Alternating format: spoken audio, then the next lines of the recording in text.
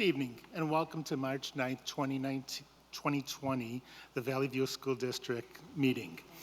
Ms. Campbell, could you please lead us in the pledge? And after the pledge, we will have a moment of silence for Bolingbrook.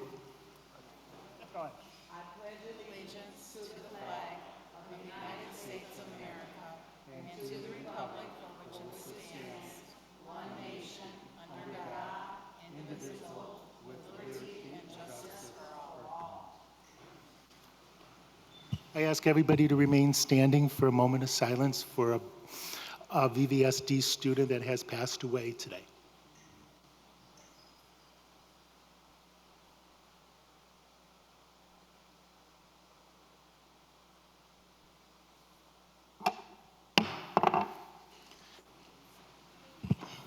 Thank you, everybody. Ms. Pirro, could you please read the affirmation of the Board of Education mission and statement? It is our mission to empower all learners to be college, career, and life ready, and to develop, grow, and achieve as productive citizens. Ms. Kinder, the agenda, please. Yes, sir. I would like to ask the board to approve the agenda as presented. Second.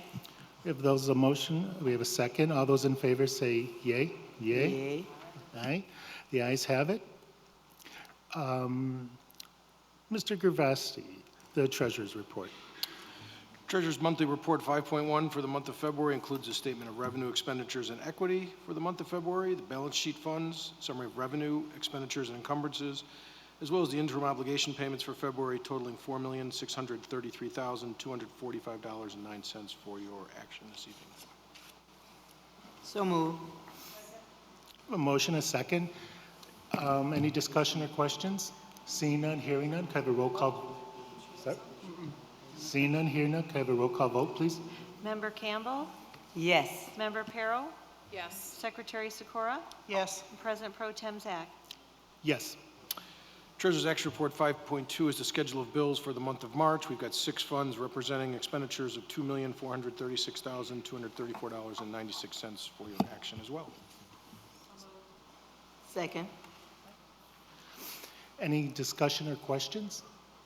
Seeing none, hearing none, could we have a roll call vote, please? Member Perro? Yes. Member Campbell? Yes. Secretary Sikora? Yes. President Pro Tem Zach? Yes. 5.3 is the summary of investments. 5.4 is the state funding update, and 5.5 is the all schools trust account activity. Those are information only, but if you have any questions, I'd be happy to answer.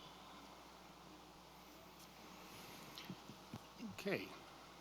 Thank you, Mr. Gerzafi. Next on the agenda, consent agenda items. Ms. Kinder. Thank you, President Pro Tem Zach. I would like to ask the board to approve consent agenda items 6.1 through 6.8. 6.1, approval of board meeting minutes for February 24th, 2020. 6.2, executive session minutes for February 24th, 2020. 6.3, trips for Bolingbrook High School. 6.4, student activity contract approval, request Beverly Scoff Elementary with HR imaging. 6.5 is 403B plan amendment.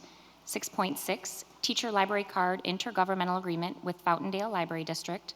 6.7, Illinois High School Association membership renewal. And 6.8, gifts to John R. Tibbet Elementary School and Romeoville High School. So moved. Second. The motion, we have a second. Do we have any questions or discussion? Seeing none, hearing none, may I have a roll call vote, please? Member Perro? Yes. Member Campbell? Yes. Secretary Sikora? Yes. President Pro Tem Zach? Yes. Staff and student recognition. In order to comply with the CDC and the Illinois Department of Health, physical contact will be limited. In lieu of a handshake tonight, we will offer our own congratulating sign, a high five, or thumbs up coming by, a smile. That is due to our coronavirus. So first up, 7.1, VVS Elementary Battle of the Books.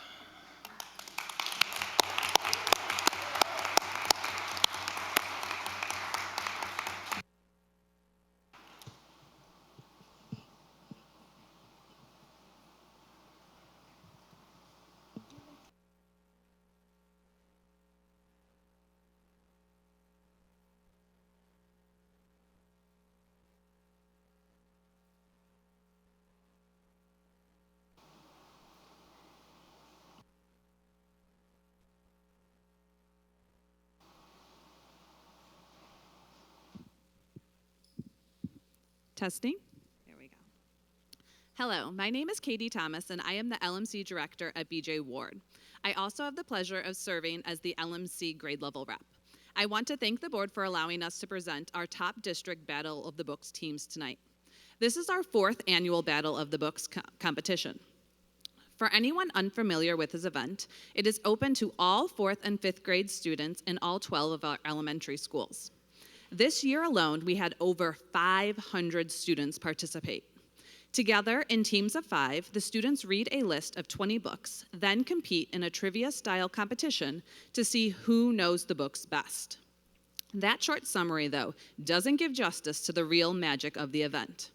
I joked with colleagues recently about approaching Netflix to see if they needed a new topic for a documentary after their success with cheer. I know I was suddenly drawn into the world of cheerleading when I saw the complex backstories and behind-the-scenes drama of the cheer world. The Battle of the Books would captivate audiences. In our documentary, you'd meet students who dedicated to the battle that they spent hours poring over their books, creating possible questions, and spent their weekends quizzing each other. You'd witness heart-racing, epic school battles that were so evenly matched, we had tiebreakers that went into tiebreakers. We even had a first this year, in which a student was refusing to go home sick because they'd let their team down. So we had to negotiate to have our first ever phone participant who called into the battle and was put on speakerphone. If anyone from Netflix is watching, please give us a ring. We'd happily be paid in books.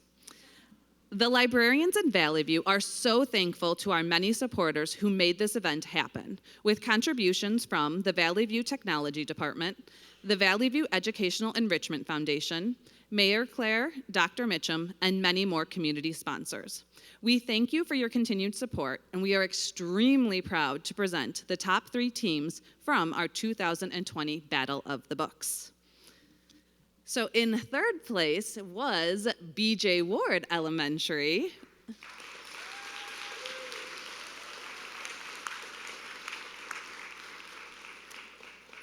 And the team was the Roaring Readers. On that team, we have Jessica Perez,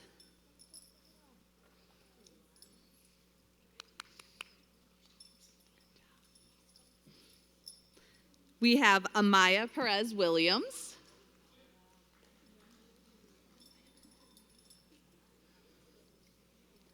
Reagan Brooks,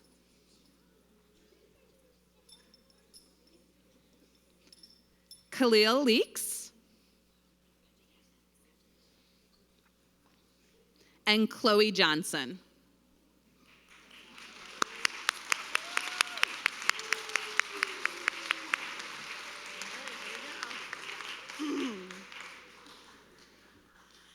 Hello, my name is Cheryl Chambers. I am the LMC Director at RC Hill. I'm proud to present the 2nd place team in Battle of the Books 2020, the Great Book Bunnies. Emma Amakri. Wait. Season Chinggis. Olivia Hank.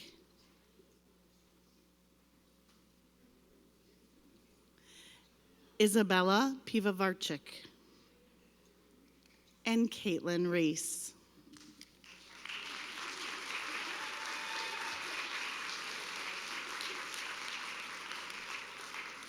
Hello, I'm Lisa Arnold. I'm the LMC Director at Jonas Salk Elementary School, and I'm proud to announce the 1st place team, which was the JES Queens, starting with Sharon Owote Ansa,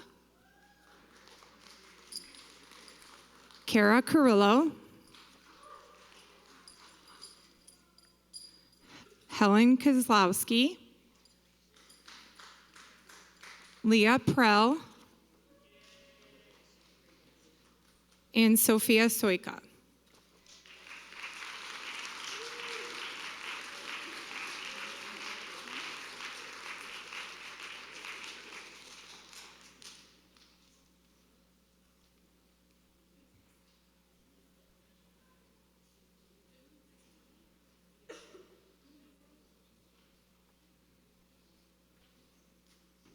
Okay, 7.2, we have the Illinois Association for Career and Technical Education, Career and Technical Education Administrator of the Year Award. Thank you very much. We appreciate the opportunity to come before the board this evening to recognize Tammy Kahn. Tammy is our Director of Career and Tech Ed in the school district here. She participates on what seems like dozens of different boards around the state. Not actually dozens, but several different boards all around the state.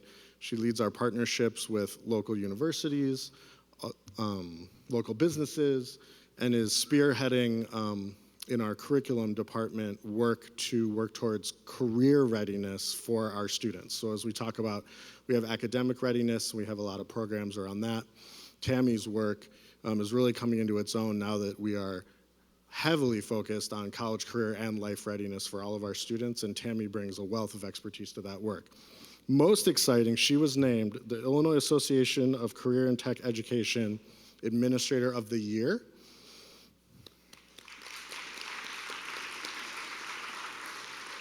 And this is essentially an award from her peers recognizing the unique value that she adds to the world of career and tech ed all throughout the state of Illinois, so both within Valley View and without. So thank you so much for everything you do, Tammy.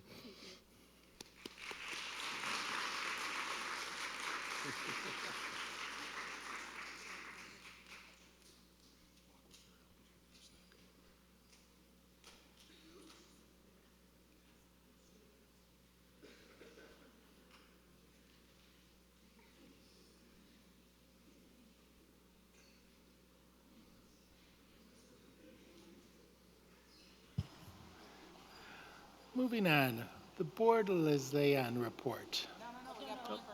Oh, sorry. The girls from IHS Class 4 Girls Basketball State Finals, 3rd place. Congratulations, Come on up, girls. ladies.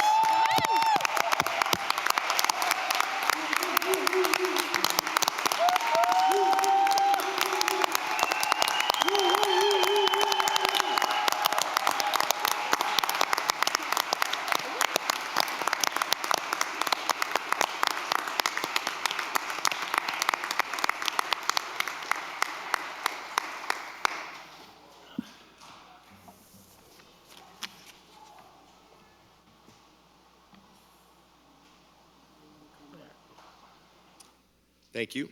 Dr. Jason Pascavage, proud principal of Bolingbrook High School. To the community, my colleagues, senior leadership, the Board of Education. Great Raider colors today, Ms. Kinder. I'd like to first start off by just thanking the Board of Education, senior leadership, for everything you do for our academics, our activities, our arts, and our athletics. These students wouldn't be standing up here like they are today, and our coaches, without your support, and that is greatly appreciated. So without taking any more of their thunder, for the first time in 10 years, Coach Smith's going to come up here and introduce the girls.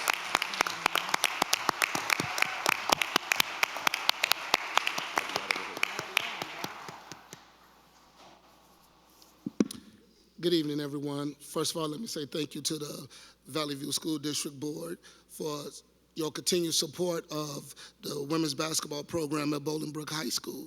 That never goes unnoticed, the support we receive from our Bolingbrook High School administration and from the school board as well. So thank you. It was a long season for us. These girls put in countless hours, both on the court and off the court, to achieve such a award as finishing 3rd in the state.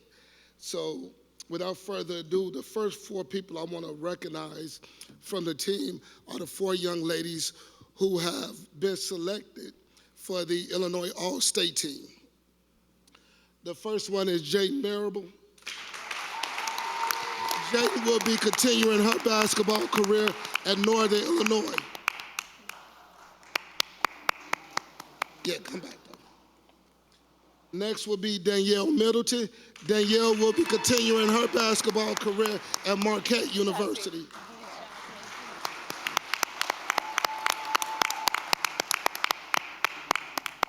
Next is sophomore Kennedy Perkins.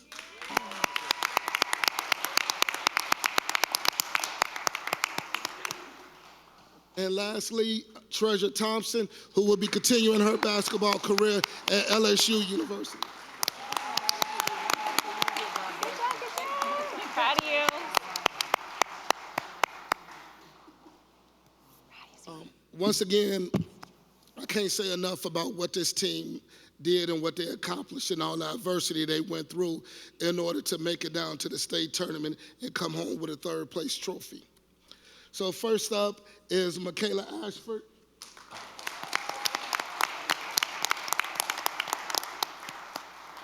Alicia Boyd.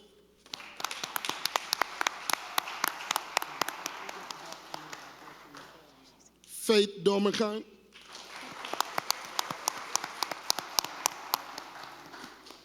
Miranda Fry.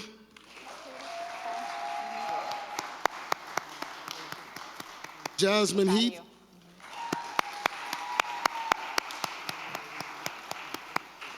Caitlin Hookemer.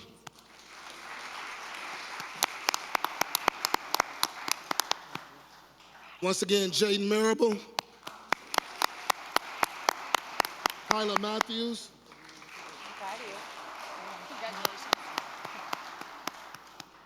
Danielle Middleton. Kennedy Perkins.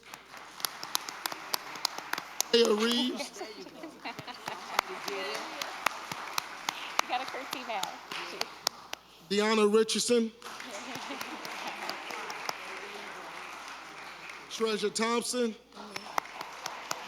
Kendall Winston. And next to my staff that made all of this possible. The success we had this year is based off the countless hours that my staff put in to make things possible. So none of this is possible without them. First, my manager, Essence Davis.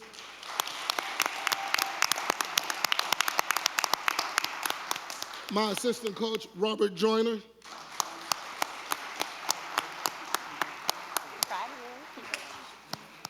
Assistant coach, Amber Watson. You're on the world tour. And Crystal Nash.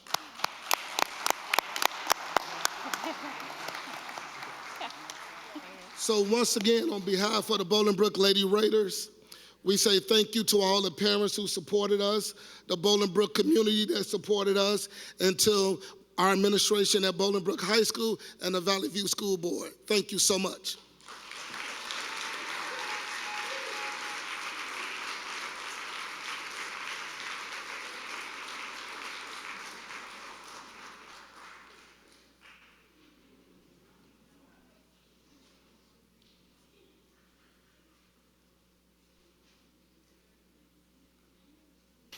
Okay.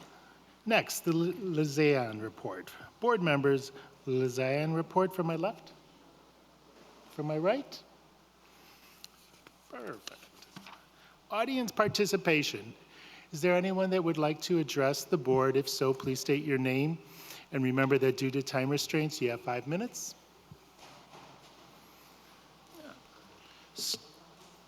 Okay.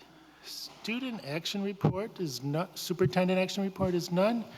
Action report for Ms. Kinder. Okay, action report 11.1. Approval is being sought for the adoption of a new course, Advanced Composition 1 and 2.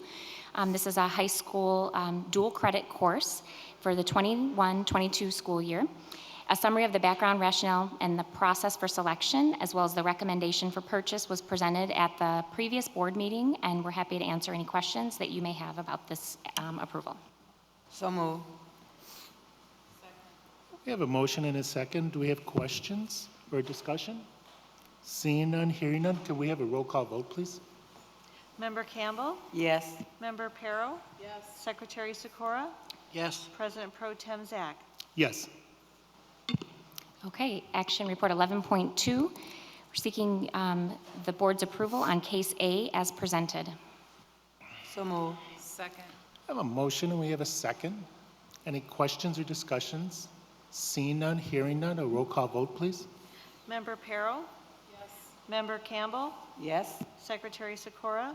Yes. President Pro Tem Zach? Yes. Mr. Gurzafi, you have a few items to discuss. Yes, 4 actions this evening, beginning with 12.1, a revised intergovernmental agreement with the Bolingbrook Park District.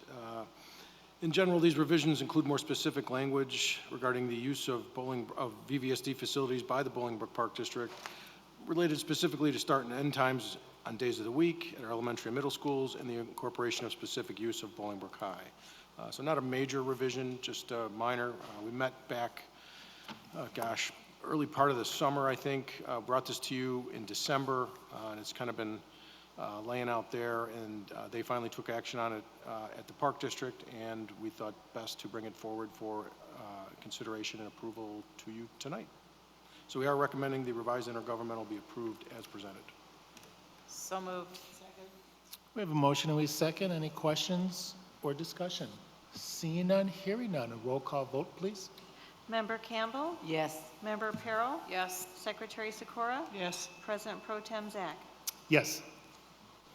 Next 3 actions are contract approvals, beginning with our trash removal and compactor rental contract. We went out for bid on February 19th. We had 2 respondents.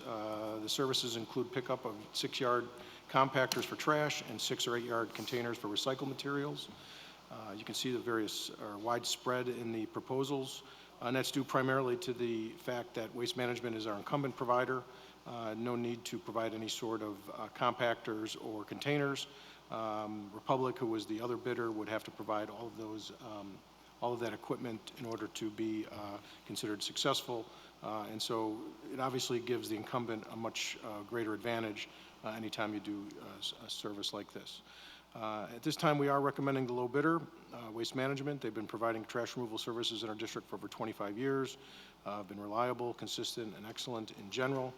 And so the recommendation is that we award a 3-year contract with 2 one-year extensions to Waste Management as the lowest responsible bidder from July 1st, 2020 through June 30th of 2023 for the total estimated amount of $453,359. So moved. We have the motion. We have a second. Any questions or discussion? Seeing none, hearing none. May I have a roll call vote, please? Member Campbell? Yes. Member Perro? Yes. Secretary Sikora? Yes. President Pro Tem Zach? Yes.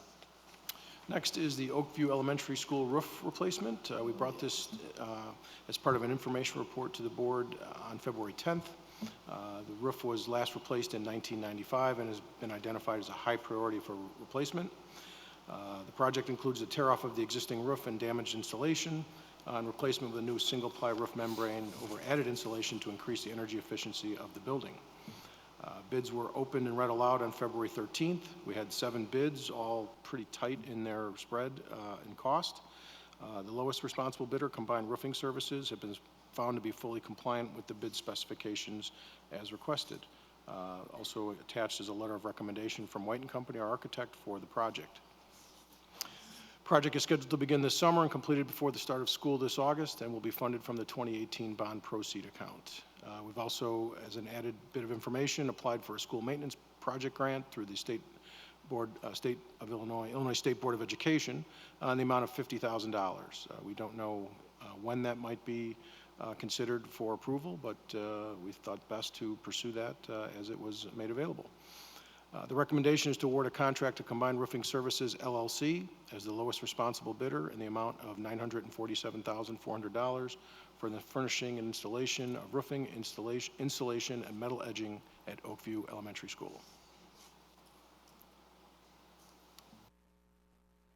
So moved. We have a motion. Have we a second? We have questions or any discussion? Seeing none, hearing none. Could I have a roll call vote, please? Member Perro? Yes. Member Campbell? Yes. Secretary Sikora? Yes. President Pro Tem Zach? Yes. Final action this evening is a district cleaning service contract. We are in the final year of a 3-year cleaning service contract, which ends on June 5th. On January 6th, we solicited requests for proposals for a new 3-year contract with the possibility of 2 one-year extensions. An information report was brought to the board at our last meeting outlining the bidding and evaluation process. A summary of the 6 proposals received are listed there. We have 6 bidders, all again pretty tight in their responses. Information was reviewed and evaluated by a selected committee comprised of assistant principals, building maintenance, and facility operations managers. References for each of the bidders was verified via phone, and an in-person interview was conducted by the committee with the final 2 companies that scored the highest in the evaluation rubric. Based on the point system evaluation, references, and interviews, GSF USA was selected to be the preferred cleaning service contractor. We do have representatives here from GSF. If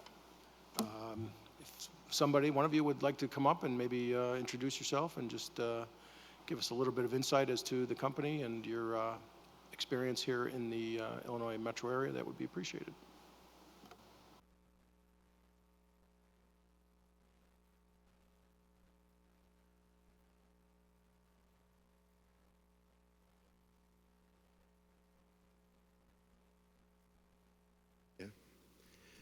Thank you. I'm Troy Bargeman. I'm the president of GSF USA. I just want to say thank you for the opportunity. We're humbled to win the bid process.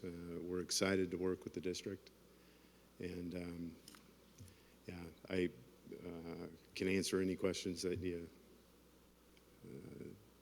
you may have. I think we're okay, Troy, unless the ladies have any questions. We'd like to thank you for coming out and introducing yourself. We appreciate that. That means something to us over here, so we know who we're working with for the next few years.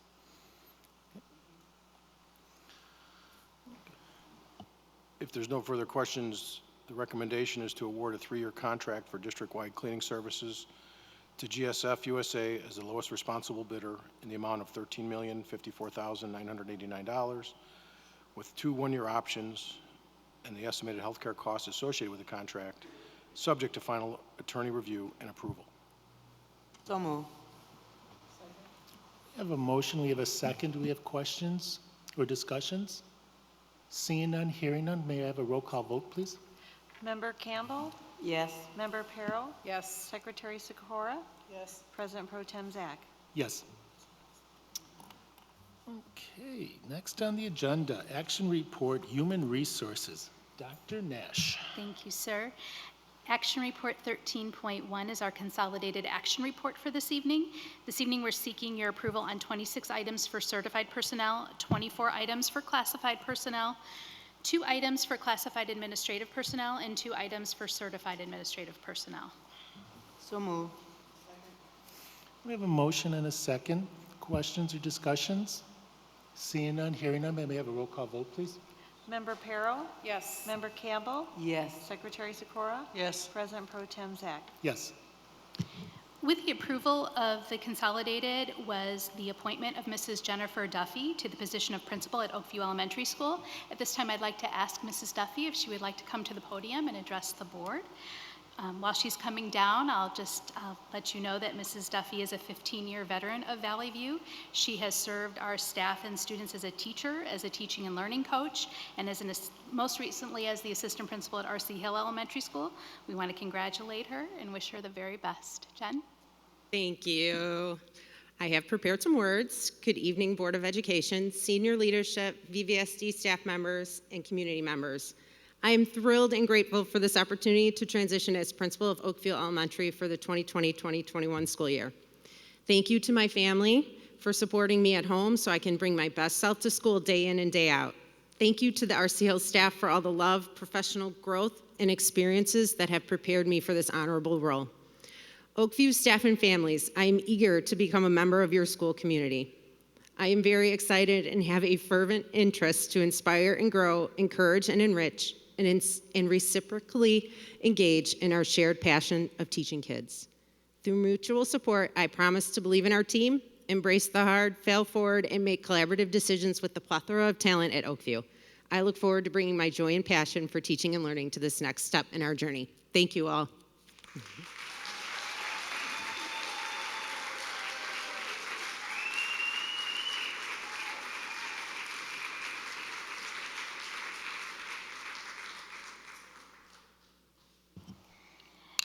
Thank you. Action Report 13.2 is some job descriptions for your approval this evening. We have 4 job descriptions that we are seeking your approval on. One is the Assistant Superintendent for Educational Services Pre-K-12. One is the Administrative Computing Systems Analyst. One is the Instructional Technology Specialist. And one is the Digital Communications Specialist. As we brought forward for information on February 24th, 2 of these are new positions to our current positions that are under revision. So So moved. moved. Second. We have a motion, we have a second. Do we have questions or discussion? Seeing none, hearing none. Could we have a roll call vote, please? Member Perro? Yes. Member Campbell? Yes. Secretary Sikora? Yes. President Pro Tem Zach? Yes. Thank you. Action Report 13.3 is Resolution 2012 authorizing the non-reemployment of part-time teachers and teachers hired under a temporary contract. So moved. We have a motion, we have a second. Do we have any questions, discussions? Seeing none, hearing none. Roll call vote, please. Member Campbell? Yes. Member Perro? Yes. Secretary Sikora? Yes. President Pro Tem Zach? Yes.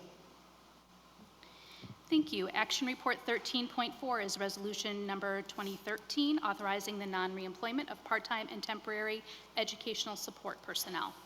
So moved. We have a motion and we have a second. Any questions or discussions? Seeing none, hearing none. A roll call vote, please. Member Perro? Yes. Member Campbell? Yes. Secretary Sikora? Yes. President Pro Tem Zach? Yes. Action Report 13.5 is Resolution Number 2015 authorizing the dismissal of educational support personnel employees for reason other than reduction in force. Second. We have a motion and we have a second. Do we have any questions or discussions? Seeing none, hearing none. Roll call vote, please. Member Campbell? Yes. Member Perro? Yes. Secretary Sikora? Yes. President Pro Tem Zach? Yes. Okay, Superintendent's Informational Report. Ms. Kinder.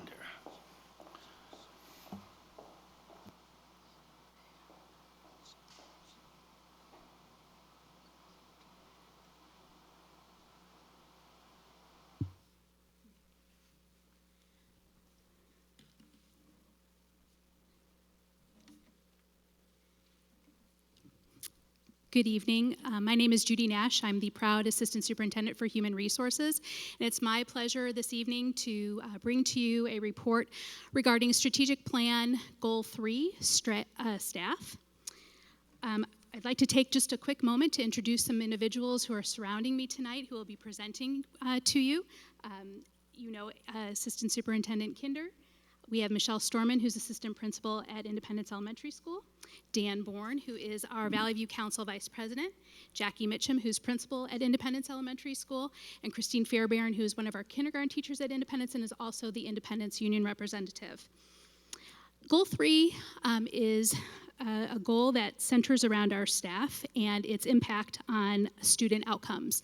And Strategy 5 is the strategy that centers around our efforts to recruit, develop, and retain a high-impact workforce.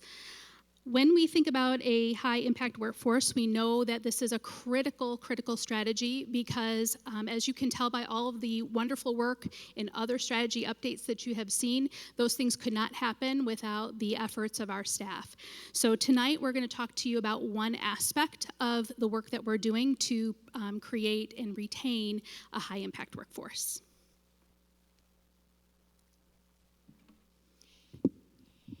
So with the update that you'll hear this evening and some of the different voices that you hear, I hope that you really recognize the critical effort and importance that we are placing on having a true partnership with our staff. According to the Will County Economic Development latest data, Valley View is the 4th largest employer in Will County. That means there are 2,850 individuals who come to Valley View day in and day out giving their best for our kids and our families. And our strength that we have together as a collective group is incredible.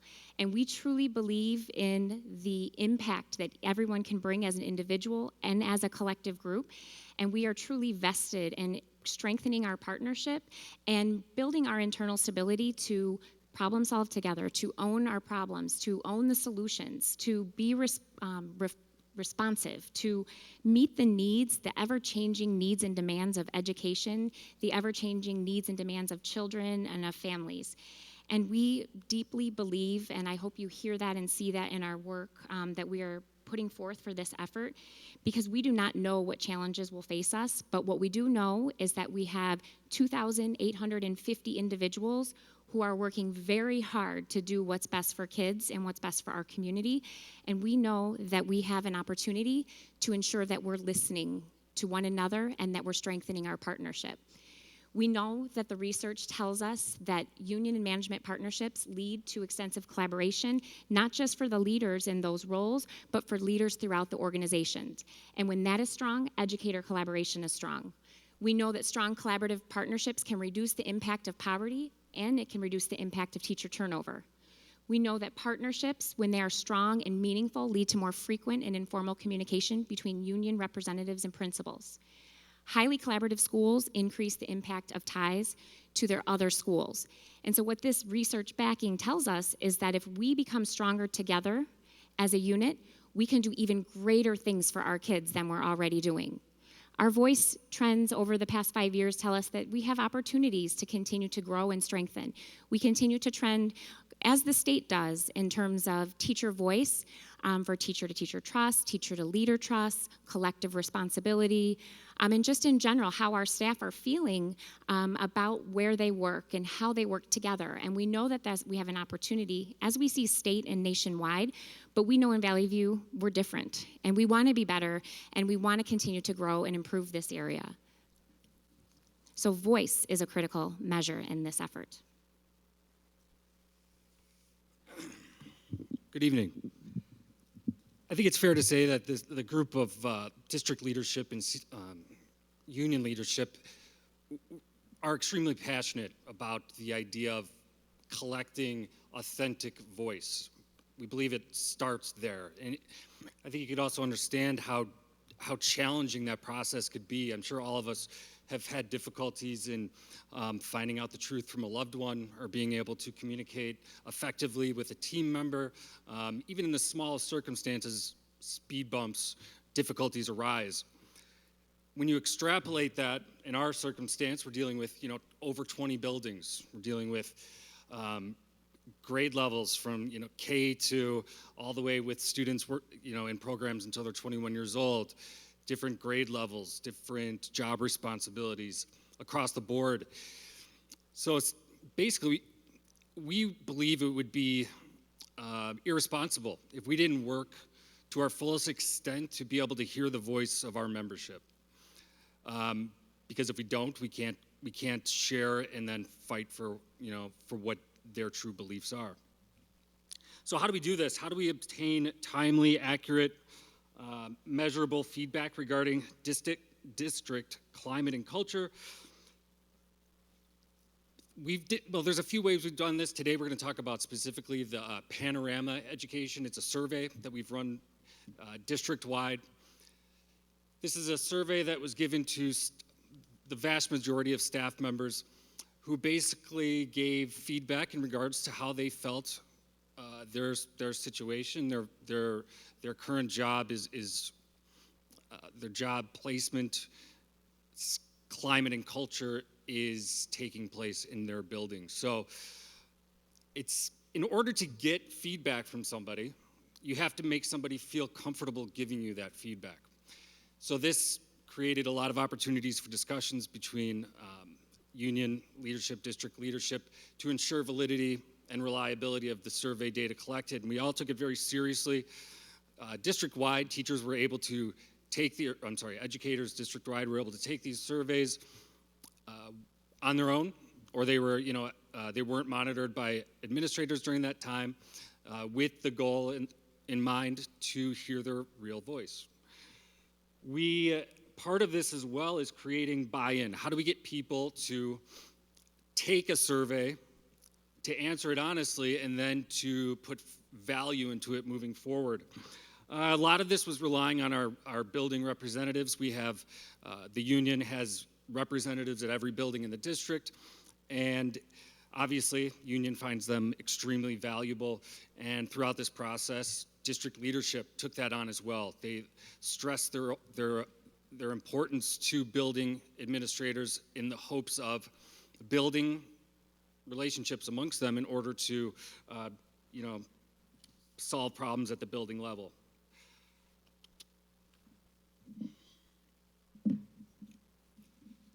Part of the issue then for us is a lot of times, I'm sure we're all used to these scenarios, is when you hear of a problem and you don't know the true consensus voice of a population. Is it the loudest couple members and then the rest of the building has a different thought process or idea? And we saw some of those instances through panorama data from last year that raised questions for us. We've seen some of those instances with 5 Essentials. So this is, for us, it's just an opportunity to hear specific voices and just to be able to see trends or to hear, to be able to pick out specifics about what's happening in each building. Basically, we're trying to improve relationships slowly but surely. We're building trust between union members and administrators. And this is it's an ongoing process, but we're proud of our progress so far. Panorama data allows district leadership to compare and contrast buildings' feedback. So it's just a quick reference point for us. We've noticed over time that time is always the enemy. If we had time to be able to sit down in rooms together and have long conversations, we would be able to solve the vast majority of problems, because at the end of the day, if you believe in understanding that the people we're working with have the best of intentions in mind, sometimes we just have different interests. Time sometimes doesn't allow us to get there. So this just allows us to skip a few steps in building trusting relationships with one another. So that's been ongoing. Last but not least, how do we ensure our members, this is more on the union's side, ensure our members that collaboration with administration isn't something to be concerned with from your leadership, as that can somewhat be taboo, and it's something we definitely were mindful of throughout this process. That how would the membership look at this type of paradigm shift, where we're working really closely with our administrators, and how do we do that? One of the big parts here was the partnership with Consortium for Educational Change, the CEC. Member Sikora on the steering committee. The CEC is comprised of board members, of superintendents, of teachers, paraprofessionals, the list goes on, building principals, who all work together in order to, because we've seen the data, that if we work together, we improve student outcomes. So we work together in order to empower all, and to, right now there's over 80 districts that are working collaboratively with the CEC to implement these types of changes. So we've really done our due diligence and work in terms of union leaderships to ensure that even though at the end of the day we understand that administration and union may have differing responsibilities, at the end of the day we've worked to bridge those gaps in order to remain transparent with everyone in the district and move together in a productive way. Thank you. Thanks, Dan. It's a little bit of a height difference there.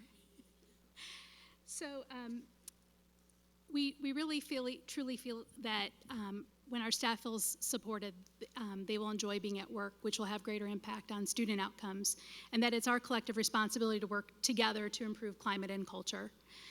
We could not have done this work, though, without the partnership of the 36 building representatives and building principals who came together to learn together and commit to work together, utilizing tools and protocols to have better conversations, problem-solving conversations. And the feedback that we received from our union representatives was actually exactly what we had hoped to hear, that they wanted to have regular two-way communication between parties, that they wanted to encourage problem problem solving at the lowest level, that they wanted to be empowered as leaders in their buildings to help support climate and culture, because we know that as building administrators, we can't do this work alone. We have to have two-way conversation. We knew that we wanted to have that base point with Panorama and 5 essential data to provide that voice so that we could target our actions. And we knew that we wanted to truly establish mutual respect between all of our constituents. The team collaboration has been tremendous. We have had some sessions that I'll talk a little bit about with respect to some partnership learning that we've encountered. But I do want to touch just briefly on the Panorama data that Dan was just speaking to in terms of how we utilize those tools to target our actions moving forward for improving the school culture and climate in our buildings. When we have staff take the Panorama data, there are 5 sections that the questions come from. They range in school climate, school leadership, staff leadership relationships, feedback and coaching, and staff and family relationships. So going back to the school climate piece, that is the overall working environment, what we call teacher-to-teacher relationships and trust, as well as the confidence that our educators have that their buildings will improve. School leadership focuses on educator input and their perception of the input that they have on decision making, as well as the care and responsiveness that they see in their leaders, as well as communication.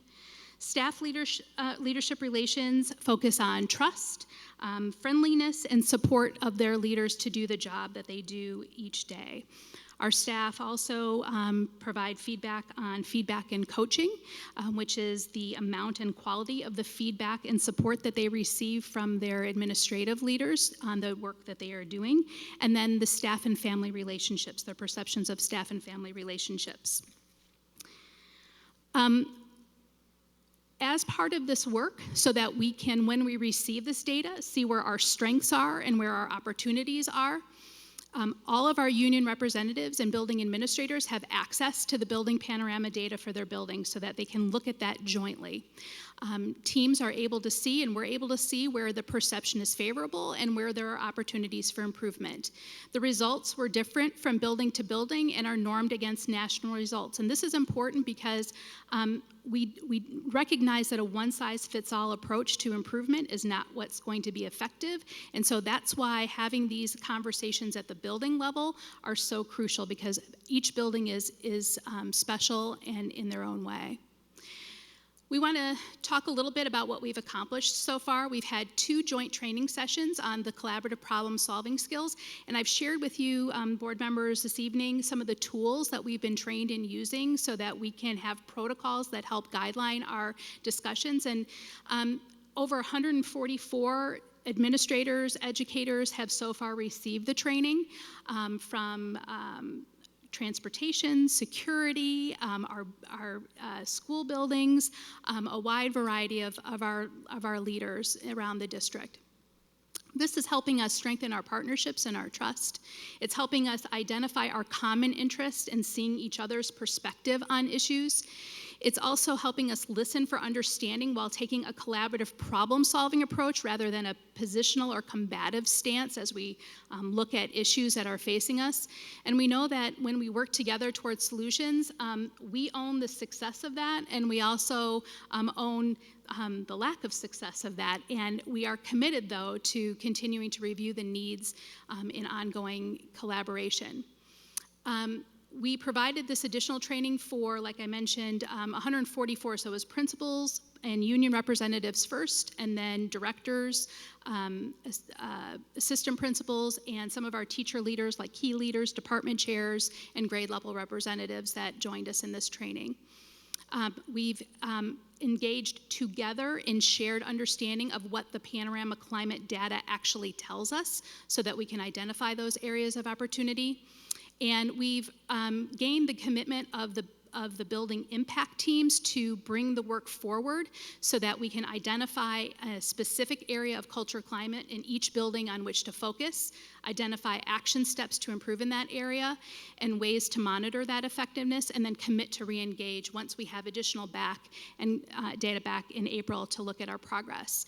And I could celebrate all 21 of our buildings and the work that they've worked on so far in this endeavor, but today I'd like to just spotlight Independence Elementary School and call forward their team and to talk about their journey in this work.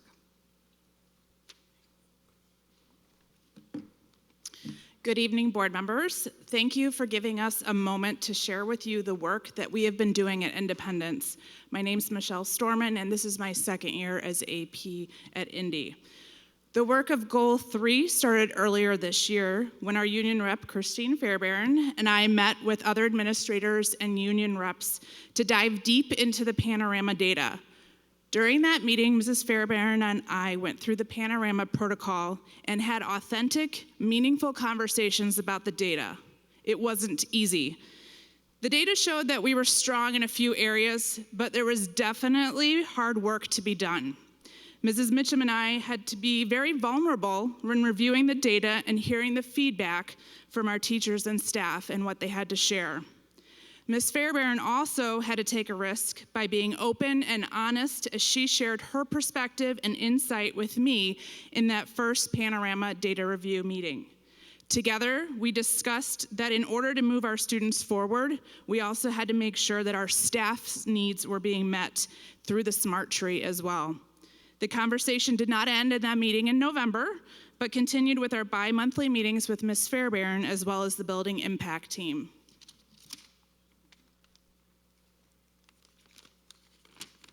I'm Christine. I first want to shout out Dan. Dan's never hesitated in helping me with anything that's come up in the building. He's given me great advice and guidance, and with all of that guidance, the three of us have been able to have a lot of beneficial conversations. I attribute the success between the three of us to several things. First, our mutual goal for independence. When I first became union rep, Jackie set up a meeting for the three of us and asked me, the very first thing was, what's your goal? And I just told her that I want to make Independence a place where people are proud and happy and honored to be at. And we all agreed that that's something we need to start doing. Our second thing that helps us is our open communication. We meet frequently to ensure that we're all informed. We stay on topic when we meet, and there's never anything that we can't talk about. Third, our trust and respect for each other. Even with the many difficult conversations that we've had with each other, we know that our bottom line is that we want what's best for Independence. And lastly, the follow-through. Whenever there's something that needs to be changed or addressed, Jackie and Michelle have never hesitated to jump on board and fix it right away. When I became union rep and I realized I'd be working so closely with Jackie and Michelle, I was a little bit nervous. I was worried about the tough conversations, and I knew we would have. But after working with them for several months, I'm honored we get to work so closely. They have proven over and over that they are both reflective and impactful administrators who never hesitate to make changes. Thank you, Christine. So the work that needed to be done was through our building impact team. That was our next step. We took the panorama data using the same protocol that they used and tailored it to Independence to gather honest feedback. We invited Christine to attend the meeting where we looked at all of our outcomes, and as a team, we identified 2 areas of need. One was leadership and staff relations, and the other one was climate, and we created that out of Goal 3 for our SMART tree.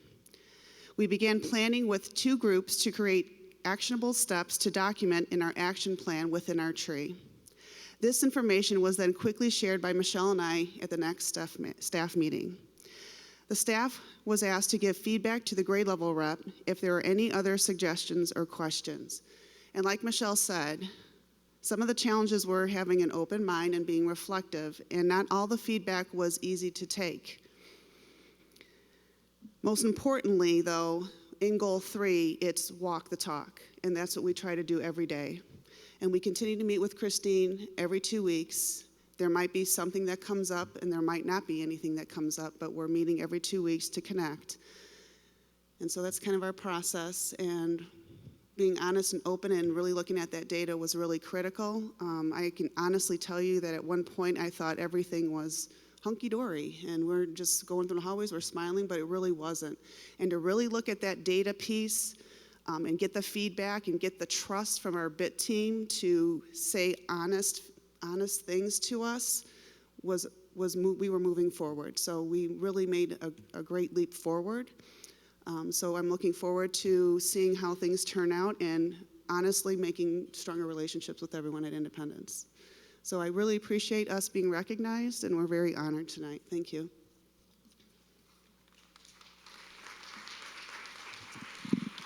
That's the true work of collaborative problem solving. The conversations are never easy, but they are nonetheless important. So just to kind of close out this evening, some celebrations. We're first of all celebrating the amount of data that we have to screen for areas to address and monitor over time, and we could not do that work without the board approving the Panorama platform for us so that we can take better pulses of our staff. We are celebrating the commitment that our building teams have to the tools and the collaboration together to identify and be vulnerable and solve problems together, because we know that if we can meet those challenges together, we have no other way than to succeed. And we're celebrating the collective vision that we have about how we want to operate here in Valley View with respect to how we do business. We're looking forward very much to seeing the second data point of our staff's voice through Panorama, reviewing our plans and analyzing our efforts and continuing to work together to overcome what we see coming in the future. And it looks like I'm about to snooze. But just to kind of close out, do you want to step forward? Yeah. That's it. Just one last thing to add is just from the beginning of this process, the team that worked together to drive this home, I just wanted to make sure we're recognizing our union president, Renee Calabrese, and as well as Dr. Mitchum, who's not here tonight. This team worked together, and it was extremely challenging and trying, but without all of us on this team, we wouldn't be where we are right now. It's so awesome to hear these stories from them. So thank you for everything, and thank you for the time. Thank you, Dan, and thank you, Independence team. I think that's a true, real-life example, right? It's not all rainbows and sunshine every day. The work is hard, but it's good work, and it's work for our kids, and it matters. And so it's worth the effort to work together. And I want to echo Dan's statement about Renee as our president, and Dan and Dr. Mitchum and Judy and senior administration and senior leadership as a whole. We're committed to this effort, and we want that to transcend the organization as well. And so what you see isn't just about the principal and the rep at the building. It's about all of us as leaders, all of us as taking charge and having that collective responsibility for our schools and for our kids and for our community. And that's the work that we're doing. So it's hard work, but it's good work, and it's a continuous effort, and it's a journey. And I hope that you can see in our effort, that's what makes us unique here in Valley View. We're committed to this, we live it, we walk the talk, and that's what I'm very proud of. I'm proud to work with so many individuals, 2,850 of you who are committed to doing the same. And if there's a problem, we're gonna work together to fix it. And that's the bottom line, because our kids matter. And our people matter, and we cannot do this work alone. So thank you, and we're happy to answer any questions you may have. Thank you. No questions?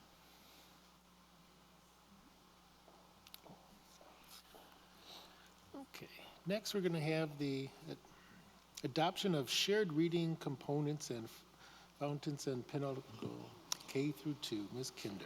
Yes, I'd like to invite the team to come forward tonight.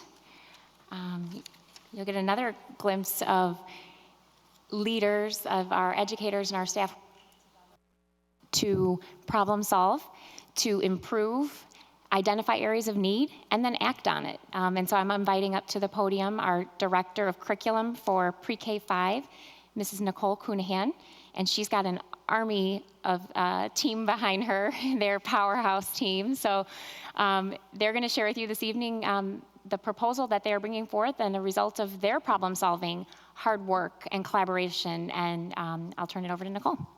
Okay, thank you. Good evening, members of the board, senior leadership, members of the audience, and community. Tonight, I'm very excited to share the work of the kindergarten and first grade teachers at BJ Ward. I'm taking a minute to just introduce them. So for the first grade team, we have Val Marion, Mallory Castor, Janetta Peterson. We have some reading recovery coordinators here that have been helping with the implementation, Amy Toda, Rosie Leal, and Ginger Reynolds. And then we also have members from the curriculum department, also Karen Hess, Meg Smith, and Rosie Leal. She plays like two roles, so I'm gonna call her out twice. Since August, the team has been engaged in teaching and learning of the pilot of the literacy resource Fondas Pinnell Classroom. The balanced literacy approach is a responsive way to teach reading. Within balanced literacy, there are many components. Through a collection of teacher voice, admin voice, and student data, we've seen that we have an opportunity to support and strengthen the K-2 literacy block. This resource puts multiple rigorous text in students' hand and is very teacher-friendly. Fondas Pinnell Classroom has many amazing components: interactive read aloud, reading mini lesson, shared reading, the phonics word study, guided reading, and independent reading. But today we are just focusing on that one component of shared reading. The balanced literacy approach is meant to be responsive to students' needs in many, many ways.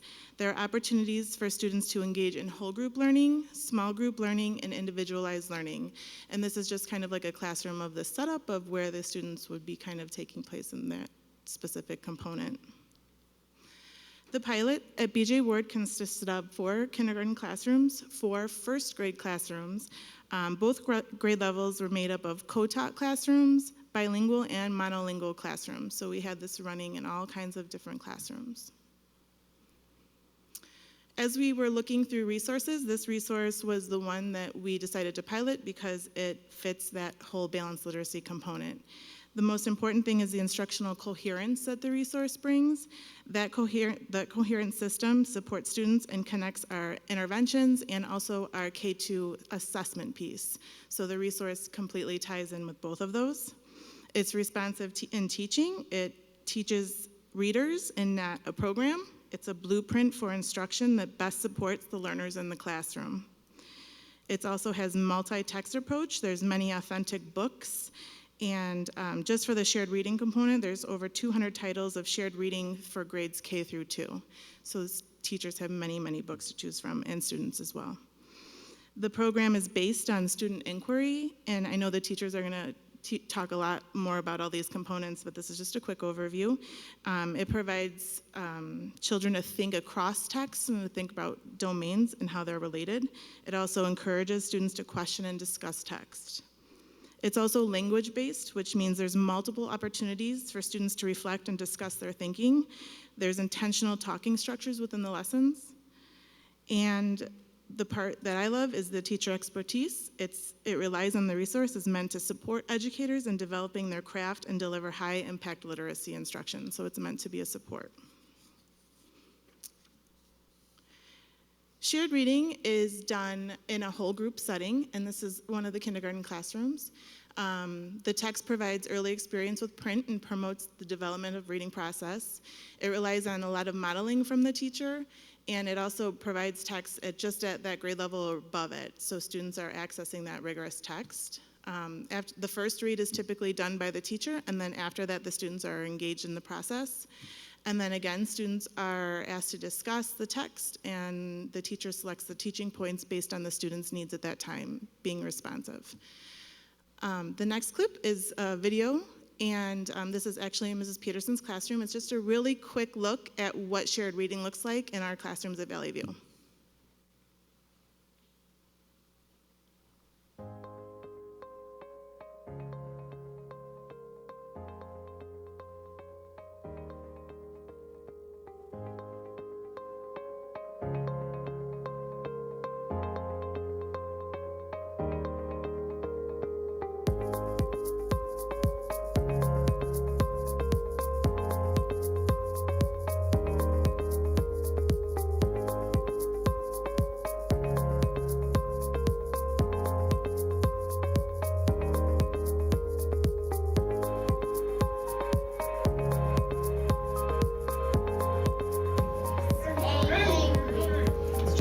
go.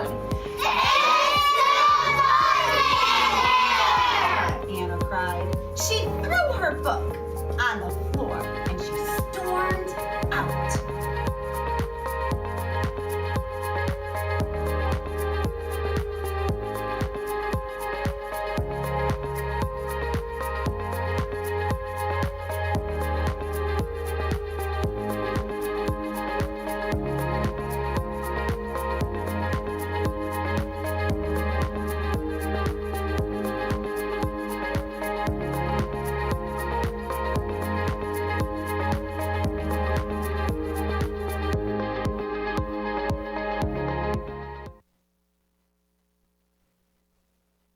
So I could stand and read all of the quotes from the teachers, but I'm asking them to kind of share their experience. So Thank you for giving us the opportunity to talk about this wonderful program that we are piloting at BJ Ward. We were so delighted and so excited to begin this journey, and we can only highly recommend that the rest of the district in elementary school also partake in this journey real soon. We have found it so developmentally appropriate for all of our students, whether they be kindergarten or first grade. The components are so exciting. You can see in that video how the children are excited to be listening and partaking in that shared reading component, and how they then enjoy talking about the stories afterwards. They are making such great connections. My co-teachers back here can also attest to the excitement that the students have in reading some of these books, whether it is the shared reading or the other components of interactive reading, and even our guided reading program that we have with this. Fontes and Pinnell is not new to us. We've been doing this for a while. It was introduced years and years ago, right, Dr. Nash? And we're so excited to bring it back. I know, right? It is a fabulous program. They know what they are doing. And when we are excited, it only makes the children even more excited. It was mentioned before that it aligns with our BAS assessments. It aligns with our LLI interventions. So we're all speaking the same language. And it is very rich in vocabulary. And we're sharing that with the children. And then they are sharing that with others. We're noticing that the children have great book talks, and they're learning how to do that through this program. Anything else you want to say? I mean, I have so many things written here. Okay. Through our discussions, we are also talking about something that's been very important in our district for many years is academic vocabulary. And having that assessment, intervention, and our curriculum piece all align, that academic vocabulary is already built in. So when they're starting kindergarten and moving to third grade, they already know what the word retell means. Doesn't matter if they're working with the classroom teacher, special education teacher, our interventionists, they have that same common knowledge about the text. Another thing that we were discussing earlier was, especially for I can speak for like our special education students. When they're working at a small reading group with myself or an interventionist, they're seeing text at their level. With that shared reading portion added to the classroom, they are exposed to more text and more skills at a variety of levels so that they can bring that to their level of reading as well. I can add one little thing that truly excites me the most about this program is just the environment of our classroom. Mrs. Castro and I co-teach, and when you come into our classroom, the conversations you hear the kids having now and how they're actually applying what we're teaching in our lessons when they're reading on their own independently, and they'll come up and tell us something, and they have that connection throughout, just the enjoyment of their reading, and they'll remind us of something that maybe we taught a few days ago or a couple of weeks ago, and now they can see it in the text that they're reading. So it's just what you see when you come into our classroom and how the children just really, really enjoy reading. They want to read, they choose to read, and it's what they love. And it's because of the amount of this literature, the different types, the diversity of the big books and the interactive read alouds that we have for them.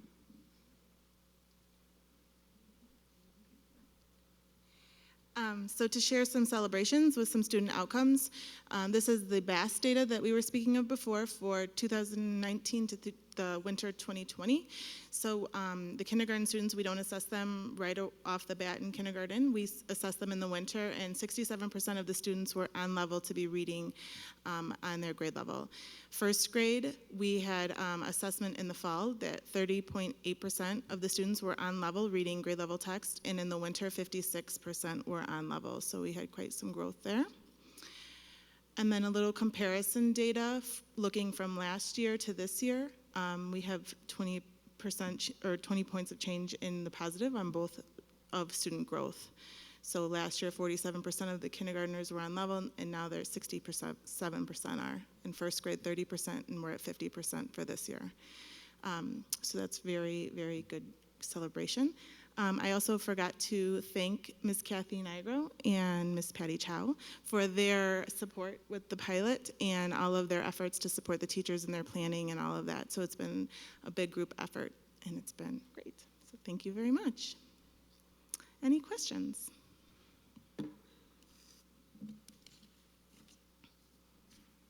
Thank you for letting me be a part of your group tonight. They answered, I met with them at Fat Ricky's, and as they were going over everything, they asked me if I had any questions, and they answered every single one of them. Good. And very enthusiastic about the program, so thank you. Thank you, ladies. Thanks. Have a good night. Thank you. We appreciate your time and effort.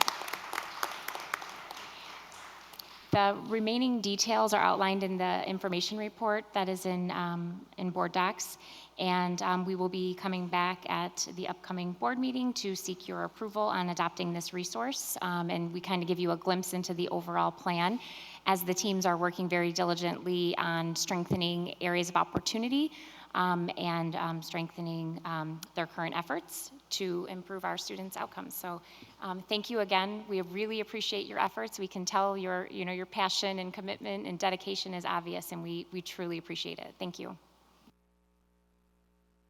Next on the agenda, we have Mr. Gerzafi, the kitchen equipment replacement. Just bringing to your attention, we'll be out to bid at the later part of the month for 22 pieces of kitchen equipment scattered throughout 9 sites around the district.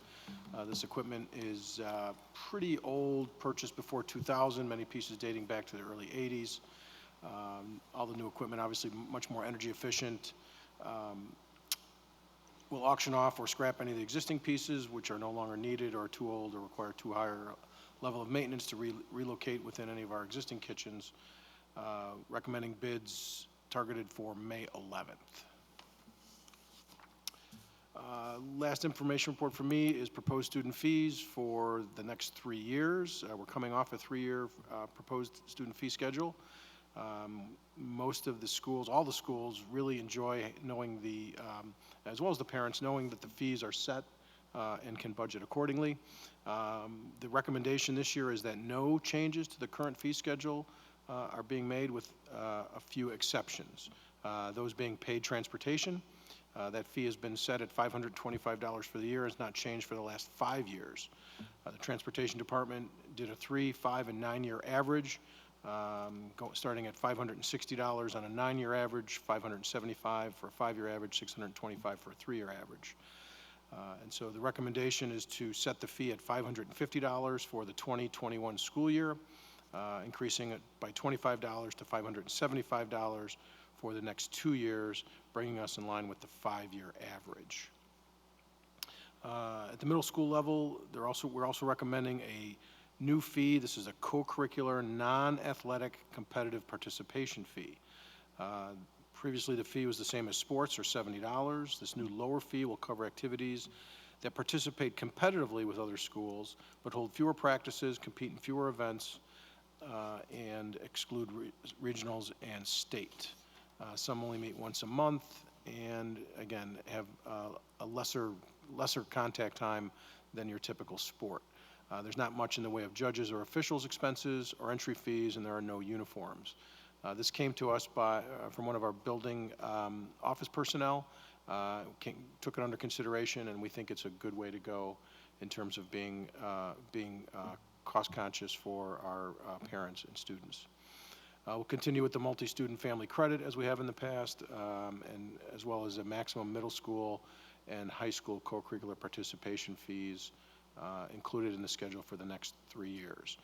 Looking to bring a final recommendation to the board for consideration and action at our March 23rd board meeting. If you have any questions on the fees? No, I don't think so, Gary. Thank you for looking into all that. Sure. Dr. Nash, some job descriptions. Yes, sir.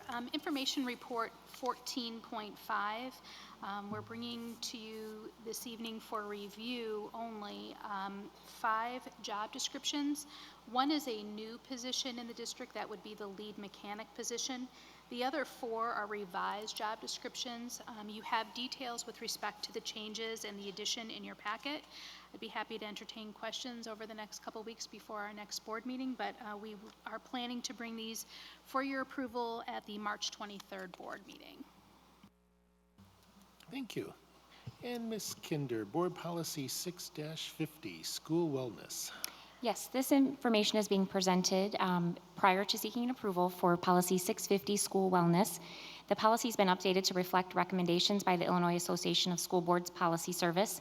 And it also, I want to highlight the charge to form a district wellness committee.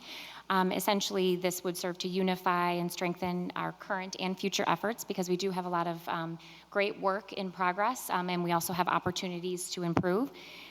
Heading the Wellness Committee, I want to mention this now as an aside, would be Kathleen Batistich, our Community Outreach Coordinator, Susan Gregory, our District Nurse, Kate Cloet, Assistant Director of Nutrition Services, supported by many other individuals and also board liaisons, Member Campbell and Member Gilbo as well. We're excited to bring all of this energy and effort together, and this policy would definitely support the work that they are wanting to do and that the committee will be charged with. Thank you. Legal Services. Christine, no report? No. Okay. AFT, no report. Valley View Council.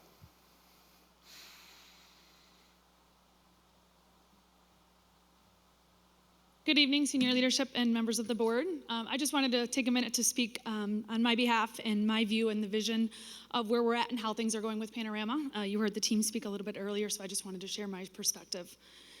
You've heard a lot of the great positive things going on and a little bit about our journey together, and I just wanted to point out that we would not be in this place if it wasn't for one simple word: trust. The trust that Dr. Mitchum and myself have for one another is one of the leading forces behind all of this. As you know, bi-weekly meetings with senior and union leadership is nothing new to this district, but the actions that are coming out of it is what's new. When I entered my first collaboration meeting, I had one thing that I wanted to strive for. I wanted to see teachers and staff happier in this district. Happier coming to work, happier going home, and wanting to stay in this district for years and decades to come. All of the steps and process that was outlined to you earlier is because of the relationships that we have since built. Please also note that when I preface the word we speaking, I'm talking about senior and union leadership. We have committed to gathering true voice. We have put things in place to see that Panorama was taken seriously and to show how we be using this data on many different levels. Senior leadership willingly opened this data up to union leadership for us to view, discuss, and problem solve around. Without their vulnerability, Dan and I would be up here painting a much different picture for you. We've committed to supporting our reps, building administration, as they've tackled the data from Panorama. Presently, we are all looking forward to the next data point so we can compare the 2 sets of data. One thing that I am confident in with the second data point approaching is how we will celebrate the good.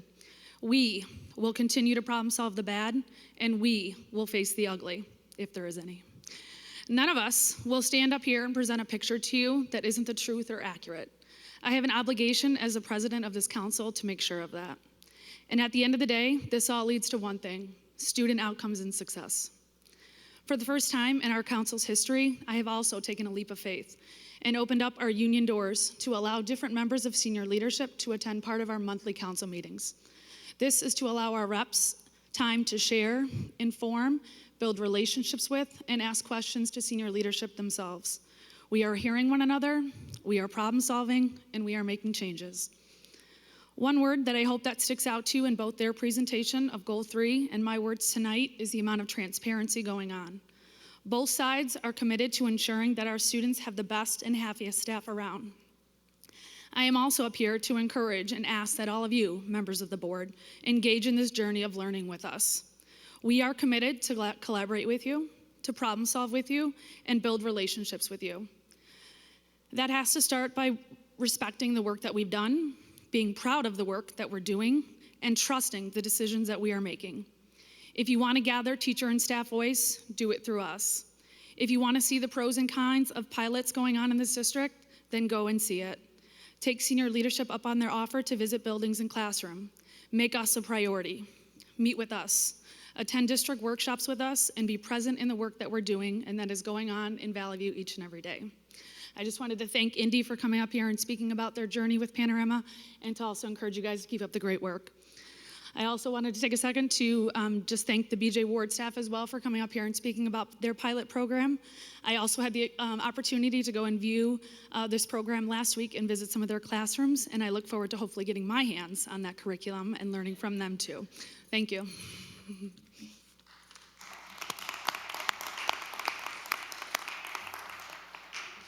Valley View Office Personnel Council, any report? No report. Any old business from the board? Any new business from the board? Any questions from the public on any action that was taken this evening? Any announcements from the board? Yes. The Valley View Educational Enrichment Foundation will have its annual dinner on March 20th, so we don't have much time. Make sure you go to vveefgivesmart.com to register. .org, Diane's telling me, not .com. And register, and we hope to see all of you there. And I believe the Friday before, on Friday, March 13th, the auction items will go live on GiveSmart.